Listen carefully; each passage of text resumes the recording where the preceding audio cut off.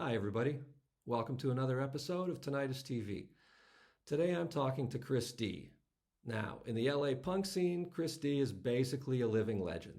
He's a singer and songwriter and a poet, and he led not one but two legendary bands. First, there was the darkly powerful 1970s outfit Flesh Eaters, whose lineup included members of X, the Blasters, Los Lobos, and Tito and Tarantula. After that, he formed the rootsier 1980s band Divine Horsemen, which featured his then wife Julie Christensen.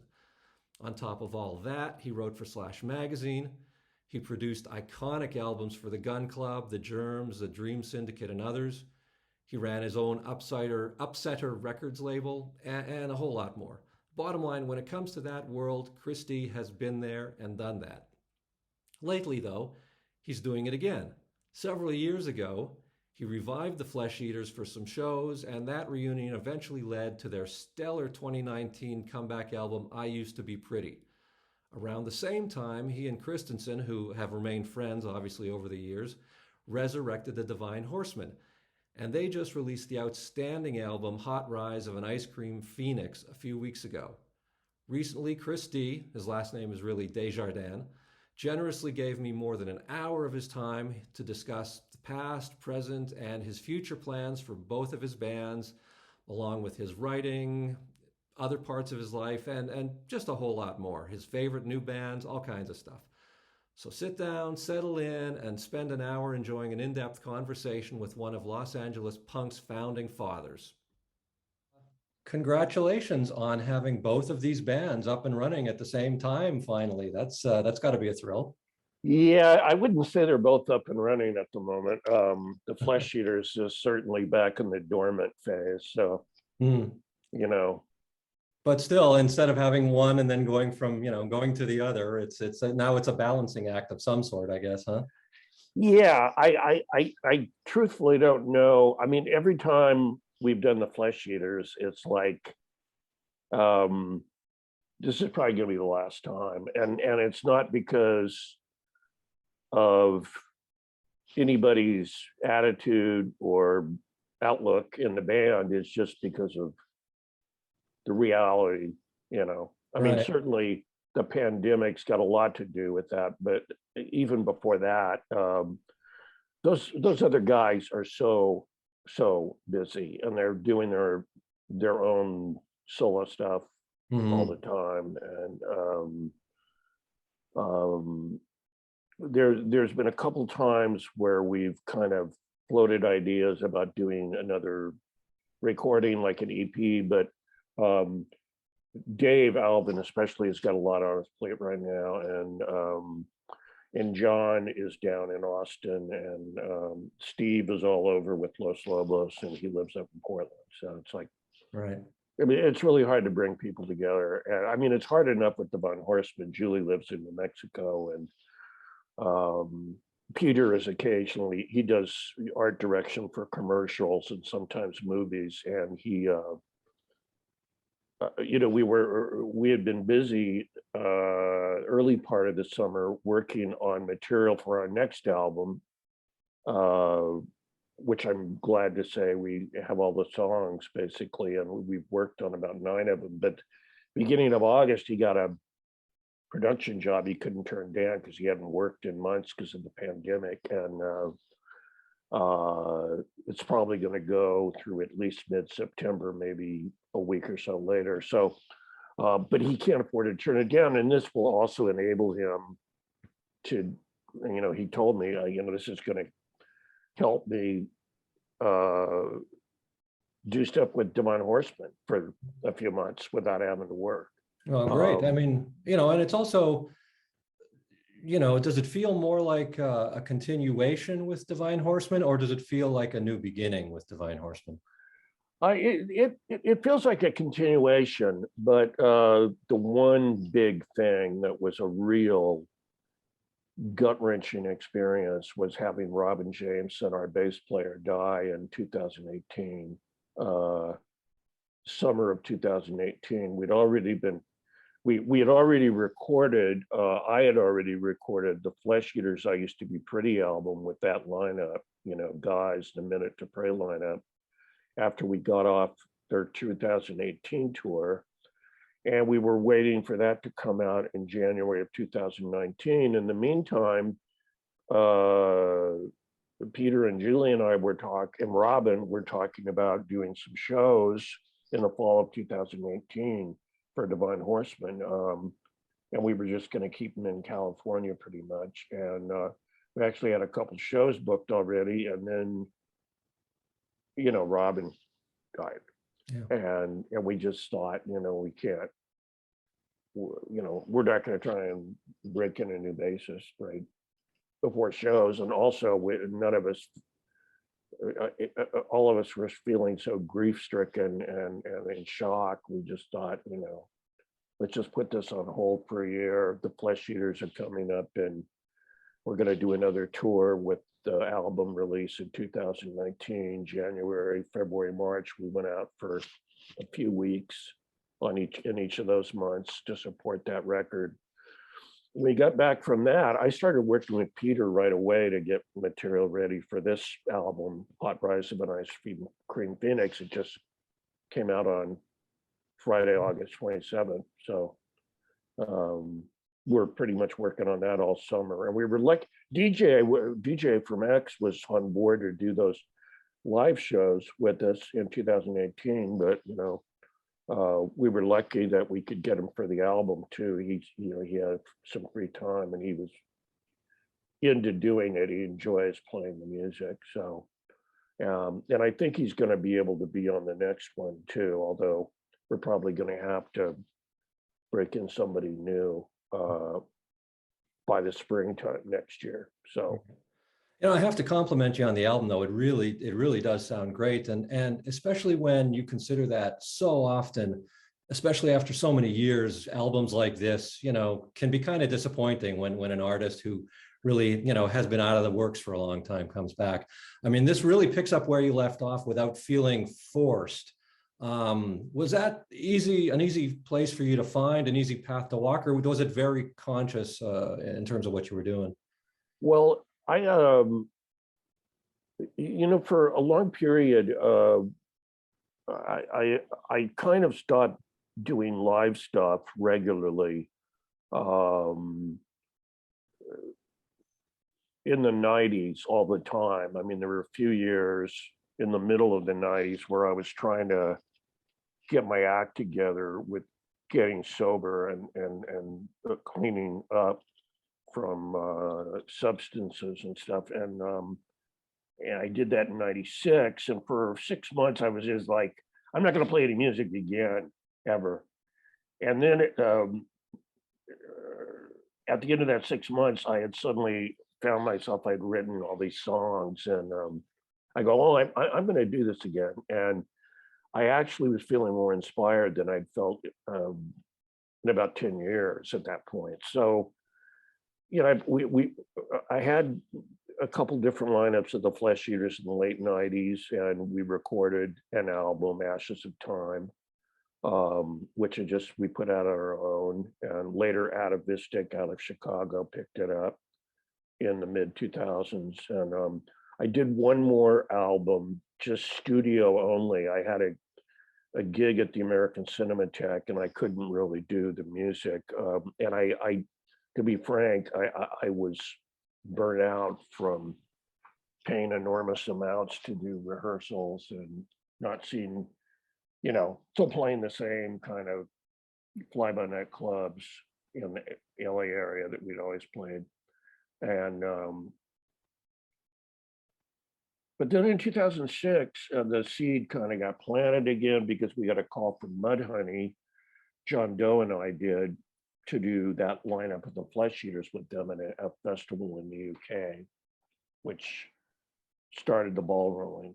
And then it looked like we were going to do some more Flesh Eater shows towards the end of that decade, but everybody was just too busy, and I kind of gave up on it again.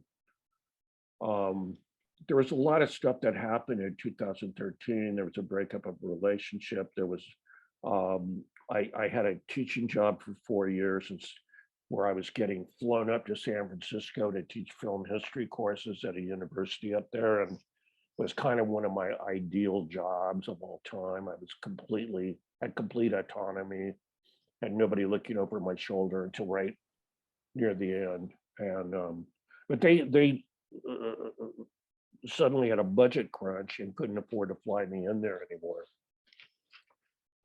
And a couple of years went by and I was really down in the dumps. And I thought, I'm going to just call John Doe and Dave Alvin and these guys and see if they want to do some Flesh Eater shows.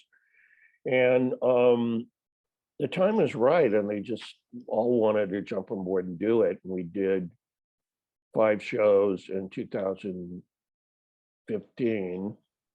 And then we agreed to do it, try and do it every year, but we couldn't do it again 2018.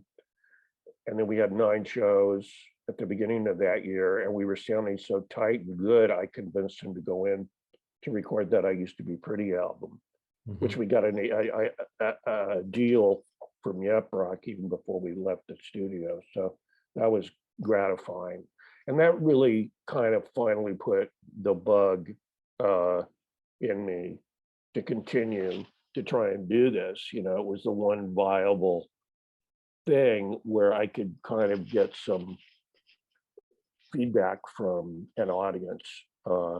I'd been writing some books in the early part of that decade, between 2009 and 2013. I put out several books, and it just wasn't the same as Forrest's response. And to be frank, I don't know if a lot of our audience are readers or they just don't like the idea of songwriters writing fiction. Or they're not interested in taking the time to check it out. But I was kind of disappointed in that. And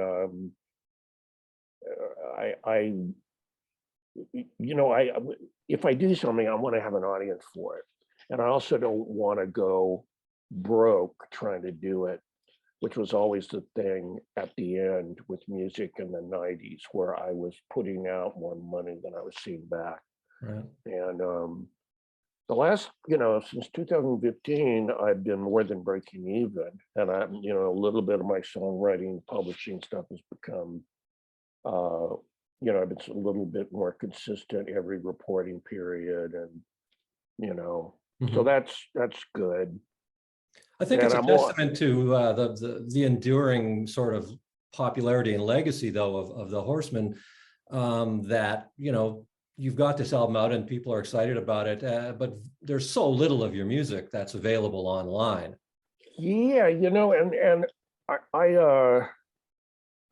I understand why SST probably has not been into reissuing the records on hard media. I'm not quite sure why they haven't put it streaming. I haven't talked to Greg in a number of years. For a while there, we were Facebook friends around 2009, 2010. And we never talked about music. I mean, he was in Austin and had cats, as did I at the time. I was neutering a lot of the ferals in my neighborhood and, taking them in to get neutered. And I was raising like 5 kittens. And so all Greg and I talked about were cats when I saw him on Facebook. But then all this horrible stuff went down. And I'm good friends with Keith Morris and all the guys from Flag or Off, and all those aggregations, and Chuck Tukowski and those people. So I never wanted to jump into that. I always had a good experience with Greg, and he really cut me a lot of slack a couple times in the early 90s when I was going through some issues with drugs and stuff, and very supportive. But I would like to see those other Divine Horsemen records out. I really would like to get in touch with him and see if we could get them out, because he's really got the bulk of the stuff. Yeah, it would take now's the time, striking while the iron's hot and all. Going back to this album, I really love the diversity on it. I mean, you've got country rock, you've got American folk music, you've got European folk music, there's some psychedelia, there's some blues. I mean, that can't be accidental. I get the sense you spent a lot of time planning the moves on this. Yeah, and The one thing I'm really conscious of, and I try to be conscious of it on I Used to Be Pretty, and I think it happened on the Flesh Eaters I Used to Be Pretty album, but it was a little bit harder to do because I had what is it, 5 other people? Let me see, John Doe, Dave, Steve, and Bill. Yeah, 4. And DJ, 5 other people with personalities almost as strong or as strong, if not stronger than mine, and trying to keep that tonal quality consistent. We did it, I think, which is one of my big things now. Like when I study songwriters and artists, music artists that I admire, they seem to have a consistent tone, and I've really been obsessed with ever since I got sober, really, like maintaining a certain tone with the record if I'm going to do it, and not having it be kind of a haphazard potpourri of stuff. And picking the material we did for Hot Rods and Ice Cream Phoenix, this current album, Peter and I went in and we worked on some original stuff. I had some music ideas for some, and Peter is expert at fleshing out and just intuitively knowing what I'm going to go for, and he articulates it in certainly no way that I could musically. I'm just not a trained musician. I have melody ideas and things I can sing to him, or even play really crude basic chord patterns on acoustic guitar. But he's incredible. Peter is like one of the unheralded, I don't know, rock guitarists of all time. I hate to even qualify it by saying rock, because he can play a lot of other stuff. But this next record, I'm trying to make even more of a piece. I hesitate to call it a concept album because that's such a dirty word. From the prog rock years of the late 70s, early 80s, that was certainly something punk rock was kind of against. But it really, the next one is really kind of a concept album, but it's a concept in terms of the tone of the songs, and even the covers that we're going to do on the next record are very much in the same tone. And I've been listening to a few artists that I really love a lot in the last couple of years. There's a band out of England that I probably bore the hell out of my friends talking about. This female duo in their 30s called the Smoke Fairies. And I don't know if you've heard of them, but they are my favorite band from, I don't know how long it's been since I had a band. I love What is it about them that touches you so? Well, they before they started recording music, the two of them have been singing since they were kids together, and they were in a lot of school choral stuff and church choral stuff, and I think it's Sussex is where they're from, which is outside of London, of course. And they actually, I guess they had the wherewithal, financially, to go, and then they moved to the US and lived in New Orleans for a year, and really got into a lot of roots music, American roots music, folk and blues and country. And then they moved to Vancouver for a year just because they liked the way it looked in pictures. But when they went back to England, the stuff that I heard from them, from their first demos, is incredible stuff. And it's, some of their live stuff I've seen, it's kind of like a cross between Fairport Convention and Velvet Underground, and they have these beautiful harmony vocals, and where they almost seem like one voice, and their lyrics are really incredibly intelligent, but they're kind of on the dark side, as are mine. But they're not hit you over the head with a sledgehammer dark. They're about relationships, and they're about kind of ethereal, dark things that get into people's psyches and become demons. And they have a very nuanced approach to their lyrics, which I love a lot. And also some of their hooks, their melodic hooks, just make me want to cry. I mean, they're beautiful, beautiful melodies.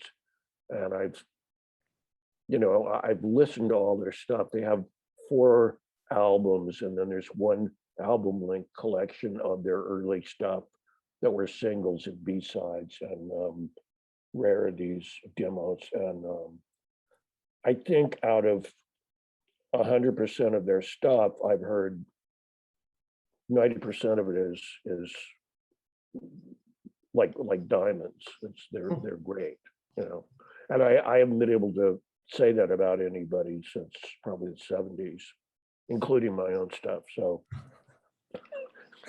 well, I think other people not to be egocentric or anything, but well, going back to this album, I'd like to ask you about using the Jefferson Airplane cover, because it's a really sort of left field and inspired choice, and then it gives the album its title even.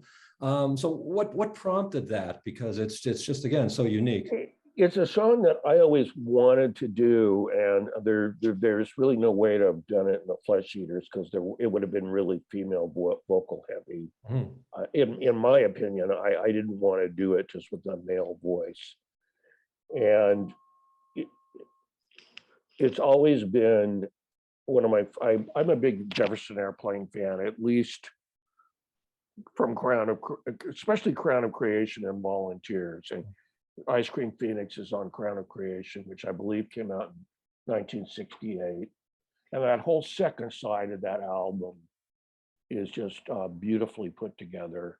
And there's all these incredible guitar riffs interlocking, and beautiful harmonies and melodies.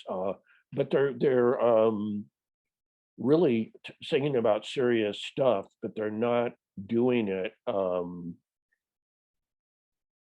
Sometimes later on they got a bit obvious with their political stuff, but and Volunteers has got a lot of really beautiful kind of surreal lyrics and music. And Nicky Hopkins is also all over Volunteers, who I love his piano playing. His period with the Stones was incredible. But I just, Ice Cream Phoenix is just, it's remained my favorite Jefferson Airplane song for probably the last 20 years. And so that was the one I was hearing that Divine Horsemen I thought could do. I was a little worried because the guitar pattern and the rhythms are a little odd.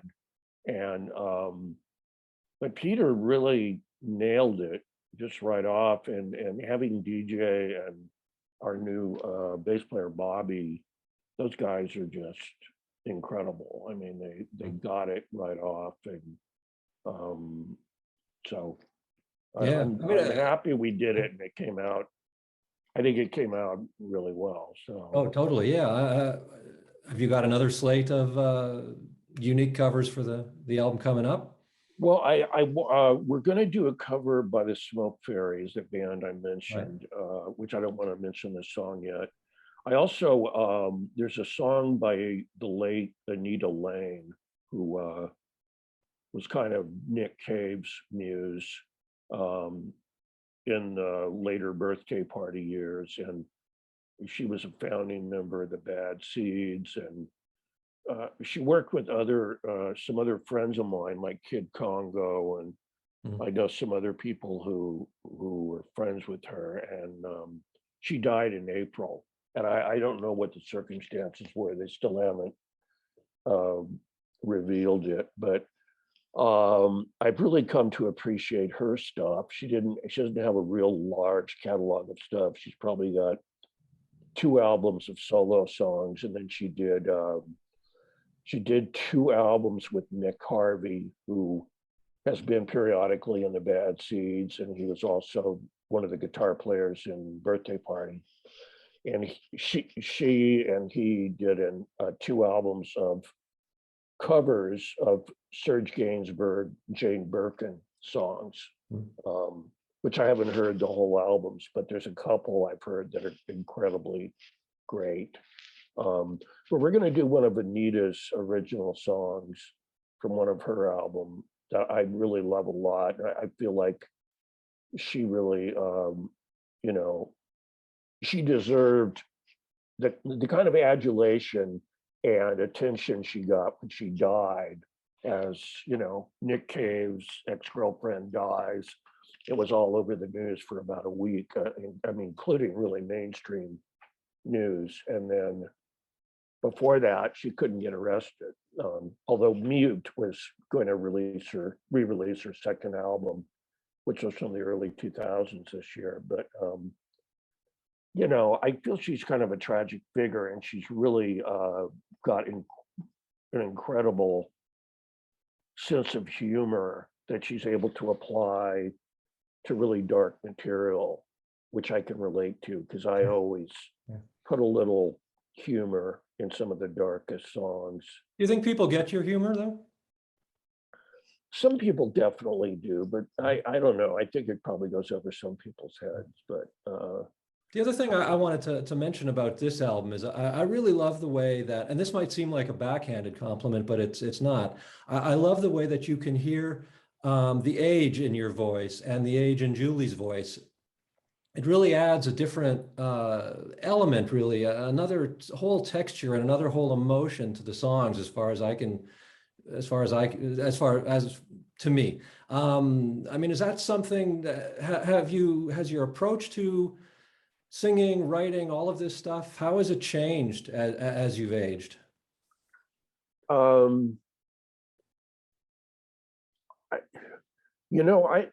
wasn't, I know what you're talking about, but I wasn't really thinking about that when we first started rehearsals for this, but it became kind of clear that even my very limited range had become kind of constricted, which is possible to work back from and counteract once you start singing regularly again.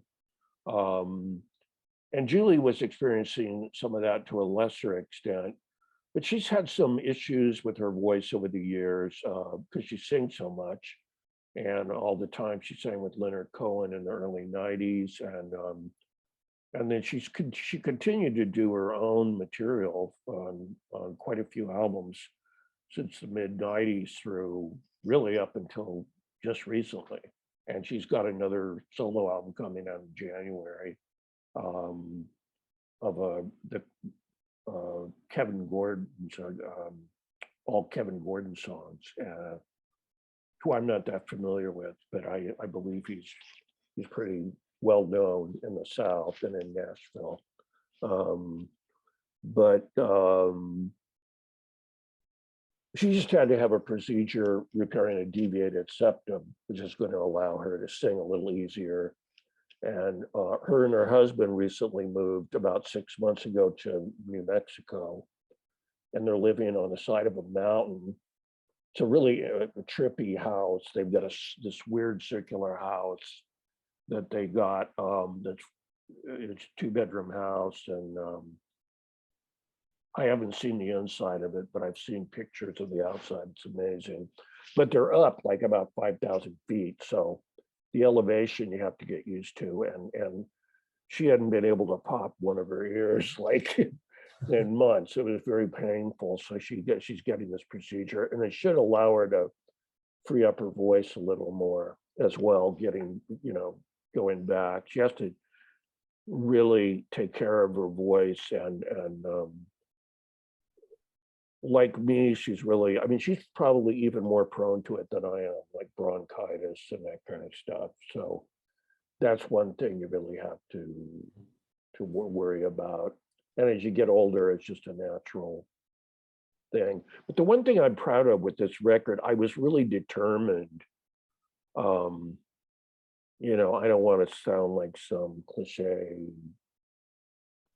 hard rock band on Saturday night pay for play, but I was really determined to kick ass on this record and make it every bit uh, as muscular, if I can use that metaphorical adjective, as anything we did in the 80s. And I think in some ways it's even more.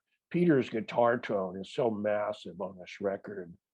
And I have to really put it down to him. I wanted that kind of tone, but we had to do very little bit in overdubs because the way he's got his amps set up, he's got them kind of sequenced together, and they're both mic'd, so we can really get an incredibly thick, big sound.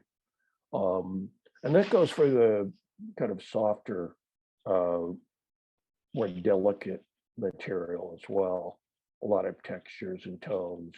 Well, the technology helps too, though, right? I mean, it's been there's been Oh some yeah. incredible advances since you were last recording regularly. Well, the only thing, I mean, the thing that's great now, and the engineer I'm working with, who's also the co-producer on the Divine Horsemen stuff, Craig Parker Adams, he's been working with Dave Alvin for a number of years. He's also the go-to mixer for the Zappa family. He's been every Frank Zappa reissue or issue of previously unreleased material that's been out in the last 5 or 6 years. He's the guy who mixed it, and he's incredible in the studio. He really knows his stuff, and he's very easy to work with. He doesn't have preconceived things that he wants to do with it, where you get into any kind of battles. It's very much a symbiotic thing with him, which is why I wanted to work with him again after he engineered I Used to Be Pretty, the Flesh Eaters record, and we really got on well. So having him on board, that being said, there's a lot of stuff that's so automated now, and which is good in some ways because you can do a lot of level changes once you get them where you want them, where they're automatically happening while you're running the mix.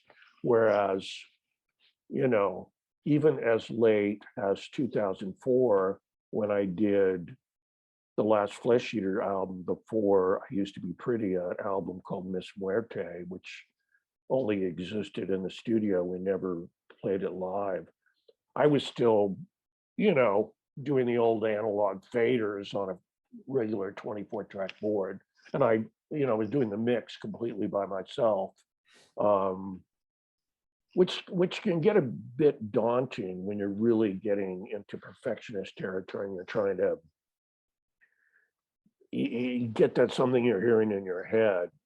It can be a little easier, but sometimes it's hard for me to articulate to Craig, since I'm not running the board, exactly what he should do to get what I want. But we always pretty much got there about 98% of the time. So yeah.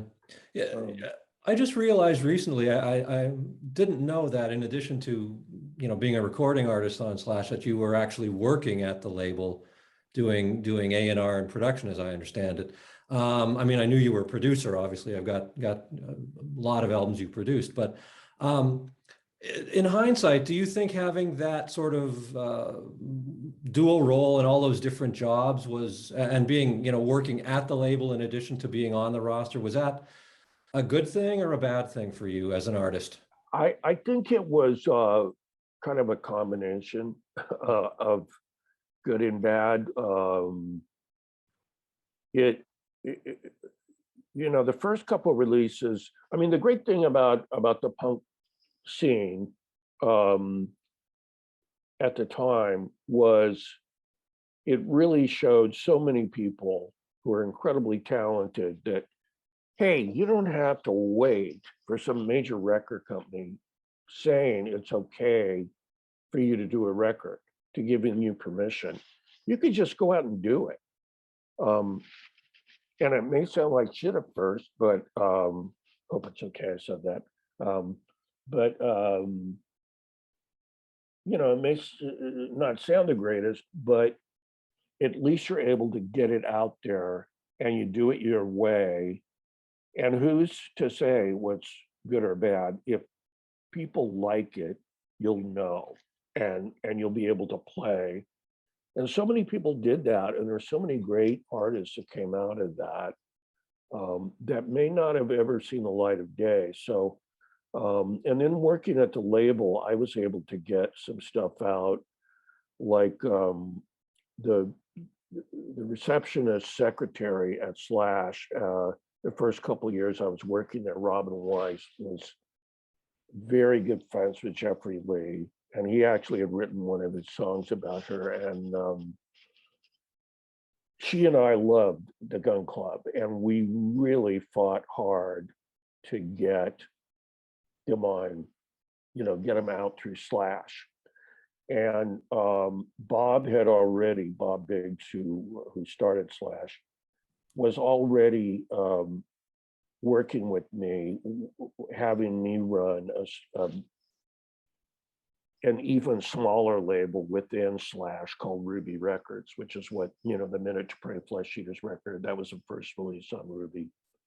And then the second release I think we did was the Gun Club Fire of Love, but we had to play that tape that Jeffrey had done with Tito of the other half of the album that Tito LaRiva produced at another studio. We had to play that around the office for Bob until it was just driving him crazy. And he finally said, okay, you know, and we went in, very little money, and I recorded them and produced them. And they were really tight, and Jeffrey was sober, during the sessions. And we got the stuff quick, and it sounded great. And then he and I and Tito went in and remixed the Tito produced stuff, so it sounded like it was all of a piece. Right. And then, you know, that album didn't do well at first, and it didn't do well for several years. And then suddenly, you know, now it's like one of the biggest cult albums ever. And there's all kinds of incredible bands that have been influenced by it. But I produced the Dream Syndicate Days of Wine and Roses, which was actually not their first record. But I think it was their first one that really put them on the map. Mm-hmm. And I still am very proud of that we did that. And I worked with Green on Red on their album, Gravity Talks. There were some other bands I wanted to get on the label, and Bob was just not receptive. So that was kind of frustrating. But overall, you look back on it fondly, I get the sense. Yeah, I do. At times it you know, I was battling with myself about conflicts of interest just in my own head. But you know, during that period, there was and it wasn't just me, it was everybody I know. And that goes for bands, it goes for the people at Slash. Everybody was indulging to some degree in a lot of alcohol and a lot of other substances. And it really colors your thinking, you know, it can put you in a overly defensive state of mind. It can put you in an overly confident state of mind. It can do all kinds of things to you, sometimes pushing you into a more selfish place and a place with less perspective. So that being said, but the parting of the ways was at Slash was not one of my fondest memories, because Warner Brothers had picked up Slash for distribution. I don't know, it was 1982 or 83, because the Blasters record had taken off so surprisingly and shockingly, and X's Los Angeles had also done really well, and Wild Gift was coming out and was also doing well. And so Warner's took on the label for distribution, and that infused some money into the label. At the same time, it kind of changed Bob's outlook, and he became a little more cautious. And at the beginning of '84, he and I mean, he actually wanted me to fly back with him to Boston because we were going to sign one of two bands that we were both really interested in, the Del Fuegos or the Neats. And I like both bands equally. The Neats were a little more pop oriented, although they had a hard edge and they had kind of dark material that was very psychologically intense as far as I was concerned. The Del Fuegos had great songs too, but they were more of a grungy kind of bar band. I liked them both equally. I thought personally the Neats would probably be the more commercial, and I was hating myself starting to think that way. I have to think this way. Although I was hoping that somehow we could put both of them out. Bob decided to go with the Del Fuegos, which was fine. But then after a month or two after we got back, Warner Brothers suddenly got cold feet about, they weren't sure if they were going to pick up distribution again, and they curtailed the money for a few months. And suddenly there was no cash flow, and Bob had to let some people go. And the albums I'd produced, Dream Syndicate was not a cult record yet. The Gun Club hadn't become a cult record yet. You know, it wasn't selling that well.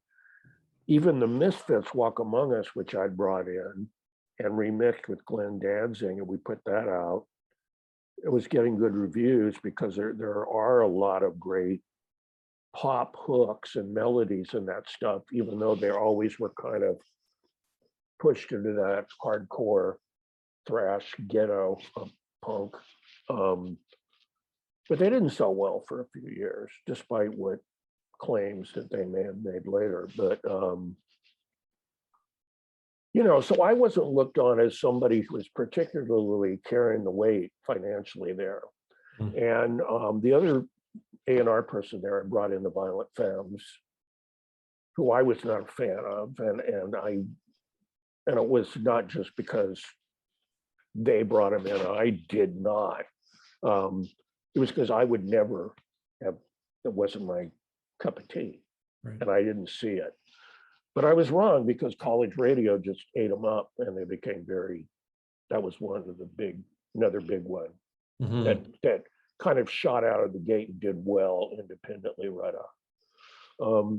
But I was the one to be let go, not the A&R person who'd been there a shorter time. But then, you know, and I found this out just a couple of years ago. Bob brought me back in on an independent contractor basis to work with the Del Fuegos, rehearsing them 4 or 5 hours a day to try to hone them into being slicker for the album that they were going to record, and for me nominally to be the producer. And I found out just a couple of years ago that their manager, Lily, told me that she had gone to Bob after she heard you know, he had let me go, and said, if you don't, you know, the reason why we signed with Slash is because we wanted Chris D to produce the record. Which was really, I mean, it was really gratifying to me, but I wish I'd known that back then. I could have maybe been a little more serpentine in my, you know, maneuvering. But, you know, But talking basically, about all those basically, I just didn't give a damn. Mhm. I was drinking a lot, and I was on the verge of starting Divine Horsemen. I'd already broken up the latest version of the Flesh Eaters. I was sick of playing really loud music, and but the end story on the Del Fuegos was at the end of 4 or 5 weeks of constant rehearsal, and I'd helped them rearrange some of their songs. I tried not to put my finger in the pie too much because I didn't want to change their sound. I mean, Bob signed them for a reason, and I was down with that reason. But then he started kind of trying to turn them in to more of a band like the Neats, who naturally had a little bit cleaner, slicker sound, to their advantage. But it wasn't the right thing to do with the Del Fuegos. At the end of 5 weeks, he still wasn't happy, and he brought in Mitchell Froome to produce with me, and which point I became invisible, and I just, after the first day in the studio, I just didn't go back, and I didn't really have a good relationship with Bob after that. Although we kind of, we became on speaking terms about 10 or 15 years ago. We were, he was up before he passed away. He was up in Tehachapi. But anyway, I'm probably digressing all over the place. Well, actually, you're kind of leading into the last thing I wanted to ask you about, which was, you've talked about the relationships you've had with so many of these people over the years, and not just from your story, but from other people I've talked to and other stories I've read. I kind of get the sense that the LA, for want of a better word, punk scene, even though it was far more diverse than punk, in comparison to, say, London and New York, where you had what seemed to be very competitive and antagonistic confrontational scenes between the artists over there. And in Los Angeles, it seems like it was a far more collaborative process. I mean, you seem to have always had this sort of nexus of X and Blasters and the Los Lobos guys kind of intermingling. And there were, one corner and other people, Yeah, there were the Dills who became rank and file, who were part of that as well. The Gun Club. There were other bands. Jeffrey Lee Pierce was good friends with Danny Stewart, who was the lead guy in Green on Red. Steve Wynn was one of Danny Stewart's best friends. Steve Wynn from Dream Syndicate, and there was a real camaraderie in that scene, and it wasn't just between, okay, these guys are punk, these guys are a little more what we now call Paisley Underground, these guys are more garage rock, psychobilly, these guys are more influenced by Bob Dylan and the Velvet Underground, meaning Dream Syndicate. So I love that. I love that diversity of I wasn't the one kind of person, even though I was into the punk scene, I wasn't into throwing out all that, the baby with the bathwater, as far as a lot of the 60s music, or a lot of people who just, they didn't want to listen to any of that anymore. It seems like you were also able to benefit from it in the sense of being able to have all these people and draw upon all these resources. I mean, I wonder honestly if you could have had the same kind of musical output with the Flesh Eaters and even with Divine Horsemen in a different city where you didn't have all these, where you couldn't get a Dave Alvin and a DJ and all these people from other bands to sort of come in and work with you. Yeah, that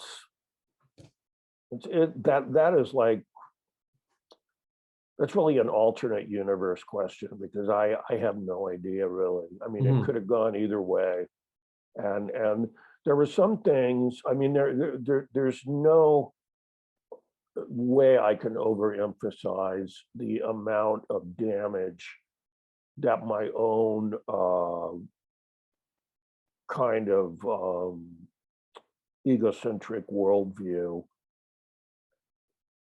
amped up with opioid and alcohol intake. In the last couple of years of the Horseman really had a deleterious effect on keeping the band together and keeping the relationship I had with Julie, which was a personal relationship together. She was able to get clean at the end of '87, and I wasn't, and I just couldn't. It wasn't I didn't want to, I just couldn't. And it took 9 more years for me to go through hell. And I didn't stop making music, but I wasn't making music with her or the Divine Horsemen. Right. And neither of us could do Divine Horsemen without the other. So that was probably the biggest thing, because we were set. We were in talks with Patrick Macias, not Patrick Macias, Patrick, can't remember his last name, who owned New Rose Records in France and he was our European distributor for the Divine Horsemen and also some of the Flesh Eater stuff. And we were in talks with him about trying to organize a European tour, which would I think have really helped. I mean, the Dream Syndicate and Green on Red certainly established a presence over there. And a large part of it was not just because of the records got released over there, it was because they went and they did the footwork village to village in all those European countries and in the UK and slogged, which is a lot funner. It's a lot more fun slogging in Europe than it is over here, from what I understand. At least it used to be. They take care of you a lot better over there, but that may not be true anymore. And who knows what it's like going on. I have friends who are going over there now, upcoming. The Hangmen, who are friends of mine. I don't know how they're doing it. I wouldn't do it in this climate right now with the pandemic. So, but they're, apparently they're able to do it. And I know other bands are doing it. Then again, I see other people like Alejandro Escobedo just canceled his dates. There's other bands canceling dates. X is doing a few shows, but they're only doing outdoor shows. They're not even contemplating doing indoor shows right now. All up in the air now. Yeah. Going back to the dissolution of the Horsemen back in the day. I mean, I'm assuming that that's a big reason why you're returning to Handful of Sand on this album. I mean, that seems like a very conscious linking. Well, yeah, the Handful of Sand song, ironically enough, and just the synchronicity of it is so bizarre, was recorded on the very last night that the band was together. And it was the very last night that Julie and I were together. And the song is about recovery. It's about being in recovery from drugs and alcohol.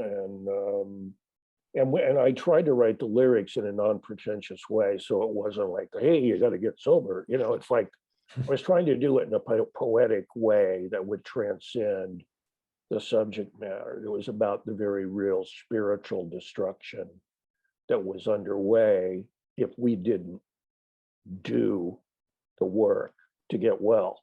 And returning to it 30 years later must have been what, cathartic, redemptive? Well, it was, and it was also essential to me because I thought it was one of our best songs from that period. And it really got kind of thrown away, not intentionally, but by the time it was released on an EP by SST in January of 1988, the band hadn't been together for a month. There was no live dates to promote it. I don't think SST really put a lot of effort into it because they knew it was a losing proposition in the long run in terms of we just, And also that version of the song was a little slicker. It's a really good version, but the mix is a little slicker than I would have liked. Mhm. And I wanted to do a bit grittier version with still keeping the really beautiful melodies and harmonies that Julie and I had worked up for it. And we really, I think, maintained the same kind of intensity, made it a little grittier even than that version. And also, it's one of the compositions that Robin, our late bass player, had a big hand in writing some of the music. He and Peter really wrote a lot of the music to that song. And then I kind of pieced it together Mhm. and I wrote the lyrics. So it was something I really wanted to do as a connector to the past and also to resurrect a good song, which I thought got short shrift. Right. Beyond, Basically, yeah, through my fault. So right. Beyond the putting out another album, I mean, are there any other goals or ambitions you have with this sort of renewed lineup of the band, or are you just kind of taking it one day at a time, essentially, one well, track at a time? yeah, I have to take it one day at a time with the way things are going right now for everybody. Fair enough. I think everybody's learning to take things one day at a time. If you're not, you know, you're going to go down the drain psychologically. So, I mean, it's hard for me because I have a very philosophical perspective on it now, but it really drives me crazy because there's a lot of stuff I want to be doing right now, working on this stuff for the new album. Um, but we still have to wait because I mean, people in the band have other commitments. They're not in other bands except for DJ. But it's like Peter's got this work, and we're only going to be able to get together with DJ for a couple weeks. Although I have no doubt he will probably nail it the first night. I mean, he's one of the most incredible people I've ever worked with. He takes notes. He's a drummer who takes notes. That alone is something I've never seen. Maybe if you get into jazz and people like the late Charlie Watts would take notes, but DJ is the only drummer I've ever worked with who takes notes. And he's just on from the beginning, and it takes him very little time. So I'm not too worried about that. But we still have we've worked out 9 songs between Julie and I and Peter and Bobby. But Julie's in New Mexico, and I'd like to work on more stuff.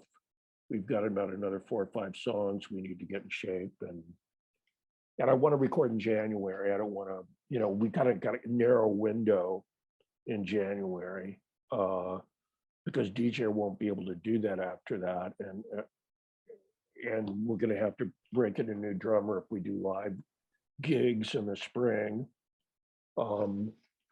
So that's kind of basically where my focus is, to get that album recorded. And I have other things way on my back burner. I'm still doing writing about film. I just got asked to write liner notes for a DVD release of a rare movie with Serge Gainsbourg that a friend of mine's company is putting out. And I'm also got a article in Eddie Muller's Noir City magazine. It's not in the next issue, but it's going to be in the one that'll probably be out around Christmas. So and they're not huge pay gigs, but those are gigs I get paid for. And I've got a book I've been working on for 10 years about it's a film noir book, which I'm really into, but it's about international film noir from a lot of different countries. And I've been watching a lot of films from different countries, and there's going to be a lot about gender roles in film noir, and there's going to be other dark kinds of films that aren't film noir in the book. So it's going to be another big book. I had a really huge book come out in 2013, which is the one that really sells for me. It's a nonfiction book about Japanese gangster films Right. from the 1955 to 1980 period, where they really exploded in productivity. Gun and Sword, which is like an 800-page book, and I worked on it from 1990 until 2013 when it came out. I had gotten a grant from the Japan Foundation and went over there and lived for 2 months in 1987, right when I was starting to play music again after getting sober. And so, and then I did film programming for 10 years at the American Cinematheque, and I still am very much into film and talking about film and writing about film. That is, it's always been the first love, but it's also been the one that's the most hard to realize in terms of making a film, just because I don't have the kind of personality that could go out there and hustle to raise, even for a low budget film, 100,000, a couple $100,000, and then to make an album. I mean, back when I started, you could make an album that sounded reasonably well for a couple grand back in the early 80s. And now it's more around 12 or 13 grand. You can do an album that sounds really good, especially if you've got an engineer and a producer, a co-producer, or owner of a studio who's willing to work with you. So there's a lot of realistic, those realities of the physical world, because music, I love it almost as much as film, but it's like, it's the one that I can do, that conditions on the ground will let me get away with. So, and I am, I have a very movie kind of vision when I do music. So that's what, one of the things I love it when I see people like Nick Cave and Warren Ellis doing all these movie soundtracks, and I hear they just one thing that's another a couple degrees of separation. This new movie that Andrew Dominic directed, Blonde, that's about Marilyn Monroe, that Netflix financed, and also Brad Pitt's production company. Andrew Dominic is an Australian director who directed Nick Cave's Once More with Feeling documentary, and he directed Assassination of Jesse James, which had a soundtrack by Nick Cave and Warren Ellis. And Nick has done screenplays for The Proposition and Lawless, two really great kind of rural outlaw movies. And did the music for those. And I like to see that symbiotic thing happening. And I see people I know, like Viggo Mortensen and I are not super close friends, but he's definitely in a circle of people I know because he was married to Exene from X. He's very good friend with John Doe. I'm friendly with him, and Julie's friendly with him. Julie and Viggo have the same kind of European background with her kind of Julie Christensen, Viggo Mortensen's that Danish thing. But also Viggo has worked with David Cronenberg so much, and he's doing a fourth film with him right now. And I was the first person to put on a retrospective of David Cronenberg's films in LA in 2003 at the American Cinematheque. And I had a great rapport with him. And that was before he even did the first Viggo movie. And David came down every single night. He was the only director I know came every night for every one of his movies to talk about his movies.